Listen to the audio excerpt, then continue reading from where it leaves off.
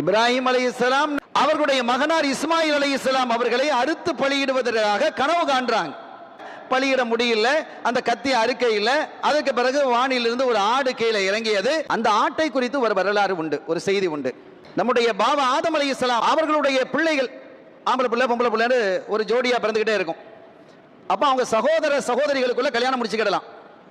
அப்போ ஒரு அழகிய பெண்ணுடைய விஷயத்துல ஹாபில் காபில் 2 பேருக்கும் எனக்கு கருத்து வேறுபாடு ஏற்பட்டு ஒரு பெண்ணை 2 பேரும் முடிக்கிறதுக்கு விரும்பினாங்க.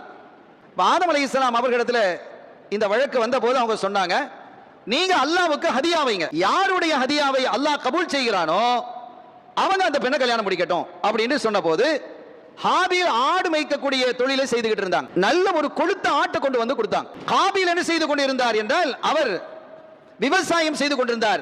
விவசாயத்திலிருந்து நல்ல கதிர்மணிகளை அறுத்து கொண்டு வந்து அவர் வைத்தார். இப்ப இது கபூலா கபூல் இல்லையாங்கிறது எப்படி தெரியும்? வானத்திலிருந்து ஒரு மேகம் இறங்கி எதை அல்லாஹ் அங்கீகரிக்கிறானோ அதை தூக்கிட்டு போயிடும். அந்த மேகம் இறங்கி அந்த ஆட்டை தூக்கிட்டு போயிடுச்சு. சொர்க்கலோகத்தில் அந்த ஆடு மேய்ந்து கொண்டிருந்தது. இப்ப அந்த குர்பானுக்காக வேண்டி உலுஹியாவுக்காக வேண்டி இப்ராஹிம் அலைஹிஸ்ஸலாம் அவர்களுக்கு இறக்கி வைக்கப்பட்ட ஆடு அந்த ஆடுதான்.